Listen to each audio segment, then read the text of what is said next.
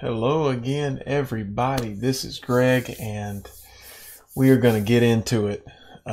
It's very early in the day when I'm recording this video, but I was so excited to get up and share what I was studying on last night with you all. It's amazing how the Spirit speaks to us and kind of gets us on the same page. I was just blown away when I saw my buddy Zach from My House Ministries video about eye for an eye, and he talked a lot about how vengeance is not ours, that vengeance is something that we're supposed to trust in God for, let Him take care of. But while that was the Torah portion this week, my fellowship was studying Matthew chapter 18, and we had an amazing time studying this chapter. But as I was just sitting last night and pondering on the Word, some things jumped out at me that I have never caught before. So if you don't like videos that kick your butt, then you should totally watch this video, because everybody needs a good butt kicking. And if you like videos that kick your butt, then man, this is going to be a good one. I know it's definitely rebuked me. So let's get straight into the scripture. We're in Matthew chapter 18. And we're going to read two verses. We're going to read 8 and 9. There is a theme throughout this entire chapter that I've never noticed before, and I hope you see it too, and I hope it changes the way you deal with certain situations. We're calling this video From Confrontation to Reconciliation. So think about that as we read. Matthew 18:8. And if your hand or your foot causes you to sin, cut it off and throw it away. It is better for you to enter life crippled or lame than with 2 hands or 2 feet to be thrown into the eternal fire. Now, I've read this lots and lots of times, but it's never jumped off at me this way before. You know, I've taken this in the literal sense, but I was thinking last night, you know, we are the body. Paul talks about it. You know, the body is made up of many members, and the eye cannot say to the hand or to the foot, you know, I have no need of you, that kind of thing. So this is talking about people, I believe. This is us. It's Yeshua never shied away from confrontation. He was an in-your-face, tell it like it is guy. And here he is telling us how serious he is about sin and causes of sin and people that cause other people to sin. In fact, just backing up a little bit, he starts the chapter off saying that whoever causes one of these little ones to believe in me to sin, it would be better for him to have a millstone fastened around his neck and to be drowned in the depth of the sea. He's saying if somebody comes along and they're crushing people's faith, then this is one of the worst possible sins a person can commit. That's why it's so important. I love it when people post the hypocrisy and the ridiculous nonsense that Bill Nye, the so-called science guy, posts, and some of these other people that teach, you know, evolution and millions of years and all this kind of stuff that is crushing people's faith. No. Yeshua is telling us not to ignore this kind of stuff, but to attack it, to take a stand against it for the sake of the body. That's what this whole chapter is going to be about preserving the body, about how necessary it is sometimes to have confrontation with people, whether they're friends or enemies, but to have confrontation for the purpose of reconciliation. And here, that's a call to action. That's not just speaking into the air and just saying, you know, oh, it would be better for this person to be drowned in the ocean than for them to crush the faith of a little one. No, that's telling us if you see a scenario like this arising, then step in and do something about it. And then he goes on to say, you know, that in the body, if there is a cause of sin, whether it's an eye or a hand or a foot or whatever the person's purpose or role is, if they are causing sin, then they need to be torn out and separated from the body. Okay, he's expressing how serious it is here but he's not finished. You have to take the whole teaching together. So now let's take a look at 12 through 14. What do you think? If a man has 100 sheep and one of them has gone astray, does he not leave the 99 on the mountains and go in search of the one that went astray? And if he finds it, truly I say to you, he rejoices over it more than over the 99 that never went astray. So it is not the will of my Father who is in heaven that one of these little ones should perish. Yeshua is setting an example here of a good shepherd. He's saying that a good shepherd will, if one sheep leaves the flock, then he is going to go relentlessly pursue that one. And he's going to pursue that one to the point that he leaves the 99 behind. Now, how many of us do that? This is where, this is a rebuke to myself. Have you ever seen this happen? Many of us grew up in church and came out of it. I don't ever recall the different pastors I had over the years at different assemblies. When somebody left the church, did the local shepherd leave the 99 to pursue the one? I don't believe I've ever witnessed that. Maybe it happened and I just didn't know about it, but I am not aware of that ever happening. I know that as someone in the congregation, I am absolutely very guilty of not doing it myself. I have reached out to people, but generally, if somebody left the congregation, it was like, well, they had problems. Gee, I wonder what they're doing. But nobody would go after them and pursue them. And like I said, I'm very much guilty of this myself. But look at the example. Look at what Yeshua is telling us that we're supposed to do. That in our Torah groups, our assemblies that get together and study, if somebody falls off for whatever reason, then we are to leave the 99 to go save the one. Yeshua is telling us how important it is to preserve the body, to save the whole flock, that he is concerned about that one. You had 100 people in an assembly and one leaves, or you're like, well, you can't win them all kind of thing. No, that's not the attitude that he tells us to have. Now it's really thick right here. Let's read 15 through 17. If your brother sins against you, go and tell him his fault between you and him alone. If he listens to you, you have gained your brother. But if he does not listen, take one or two others along with you, that every charge may be established by the evidence of 2 or 3 witnesses. If he refuses to listen to them, tell it to the church. If he refuses to listen even to the church, let him be to you as a Gentile and a tax collector. Now, again, just like the millstone hung on the neck and cast in the sea, Yeshua is not just speaking into the air. This is not just, he's not just talking here. He's giving us instruction. Now, I have seen this done wrong over and over and over, even in my own life, when I've got in trouble since I've always been a rebel, I guess. Asking too many questions and why do we do things this way? What does the Bible say about this? I've been called out in the past by leadership, and whether or not I was in the wrong is not even the point. The point is, I remember a time when I was a teenager and I wanted to have a church camp, and the pastor didn't want to have a church camp. Well, I talked to other people and like, hey, wouldn't you like to have a church camp?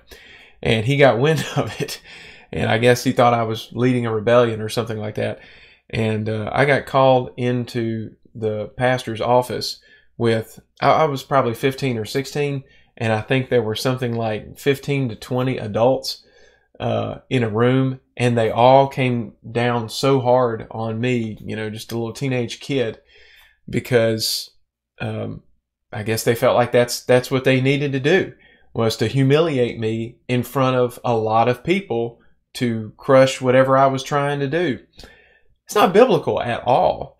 And I'm not defending my actions at the time. I'm just pointing out the fact that this is not the right way to do it at all.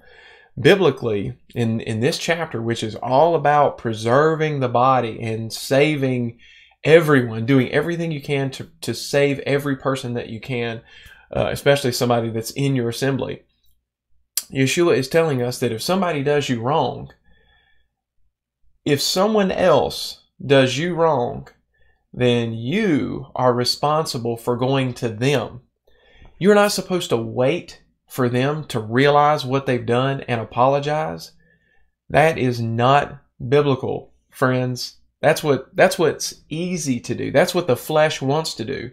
Oh, I'm hurt. I want to sit back and I want to talk about it and blast them on Facebook or whatever. I want to talk about it to everybody that I can, but I'm not actually going to go to that person and speak to them. And I want to point this out, that this word right here, between you and him alone, is the first step. This is where my pastor from some years ago really messed up by calling 15 or 20 people to jump me for something that if he would have talked to me about, then the issue would have been handled correctly. It would have been fine. When we have an issue with somebody, when somebody offends us, we are obligated to go to them and to go to them alone. Not to talk about it on Facebook, not to text everybody and talk about it with other people that we like, that are our friends. The goal is not to humiliate the person. If you see the very next sentence, if he listens to you, you have gained your brother. The point of doing this is reconciliation, to bring us back together, not to humiliate the person, not to embarrass them to other people. And look at this, even if you go to somebody and you try to talk to them about something that they've done wrong, the way that they've upset you or hurt you, or if they've fallen off and they're not doing things that are biblical, if they're in sin, then you're not off the hook if you go to the person and you try and they don't listen. You see that? Verse 16, if he does not listen, this is what you're required to do next. You're required to take one or two others along with you, that every charge may be established by the evidence of 2 or 3 witnesses. So we are required to continue. Even if you try one-on-one and it doesn't work, then you can't stop there. You have to get 2 or 3 other people and then go. And if he refuses to listen to them, then you tell it to a larger assembly and let an even larger group try to deal with this person. Have you ever seen this actually happen? Have you ever known examples where people have done this? This is probably one of the least exercised instructions from Yeshua that I know about. I've never been a part of or seen anyone else do this outside of one time that I tried to test it with a group of my friends. There was a guy in our youth group that kind of went off the deep end, and he got really upset at me primarily for something that I believe I had said to him, was trying to help him out. I really don't remember the specifics of it. It was such a long time ago, but I remember thinking, I need to go to him and talk to him. And I didn't go blast him in front of everybody. I went to this guy, one-on-one, and yeah, it was a few years ago, but we had texting back then, we had email, and I just want to talk about that for a second, how technology has screwed relationships up so much. Zach was talking about it on the Torah portion study the other night about keyboard warriors. It's so easy to hide behind your monitor and say all kinds of crazy stuff on a keyboard that you would have a hard time looking someone in the eye and saying to their face. Yeshua does not call us to write a letter to these people. I truly believe that texting, email, Facebook, Twitter, Messenger, all of these things have done so much damage to relationships. When somebody is in an emotional state, especially if they're upset, you should not be trying to talk to people through text methods. At a minimum, get on the phone and let someone hear your voice, hear the tone of your voice, because you can do Google searches and all kinds of studies on how much of our communication is nonverbal. That our gestures, if you're like me, you have to talk with your hands. Seeing someone's face, hearing their voice, seeing their body language, that can convey a completely different message than if you typed it in an email and sent it to somebody versus saying it. And you all know that's true, that it's absolutely true, that nonverbal communication is huge. So I believe that's why Yeshua says we're supposed to go to that person. So at least talk to them on the phone at a minimum. But the right thing to do is to sit down and have dinner with this person or meet them somewhere and talk to them. And even then, like I said, you're obligated to go back and go back again. So with this guy that I was dealing with when I was a teenager, I went to him. He said, man, I'm not even trying to hear that. You know, what I was telling him, he wasn't having any of it. And I said, okay. I backed off, and I loved this guy. And I really wanted him to be right. So I grabbed 2 or 3 of my brothers. I grabbed my friend Aaron and another guy. And I told them what was going on. I said, you know, the 3 of us, we're going to go get him, and we're going to talk to him, and we're going to tell him in love, you know, why he's wrong about this. And we did that. And this guy, he knows the word. And while we, you know, didn't call it out explicitly, I believe he understood exactly what we were doing and saw the way we were following that biblical principle. And if out of nothing but respect, he said, okay, you guys love me. You know, y'all are trying to do the right thing. Maybe I hadn't been seeing it the way that you guys are seeing it. And especially when we had 3 people that were in agreement, which is what he says in verse 19. If 2 or 3 of you agree about anything, it'll be done for them of my heaven, by my Father in heaven. For where 2 or 3 are gathered in my name, there am I among them. So this is about judgment, what he's talking about, referencing something from the Torah, that let every word be established in the mouth of 2 or 3 witnesses. So anyway, I hope you guys see what I'm saying, is that Yeshua requires us to get out of our comfort zone and go. And if I didn't say it, we did bring the brother back. That worked. This Yeshua knows what he's talking about. That method worked great. So anyway, if there has been anybody who's fallen out of your fellowship, or you have a friend that you know, they're dealing with stuff, then, you know, you've tried to talk to them, but you haven't had any success with them, then you're not done. And I'm not done. There's situations where I need to apply this in my life for sure. But it just goes to show how important preserving the body is to Yeshua. At the beginning of the chapter, he shows you the severity of people that are causing sin, that it would be better for them to, you know, have a rock hung on their neck, cast into the sea. If there's an eye causing you to sin, cast the eye out. But then he goes on and says, then in the flock of 100, leave the 99 to save the one. He's showing you how serious it is to save the body, but that if one goes astray, you need to go get them.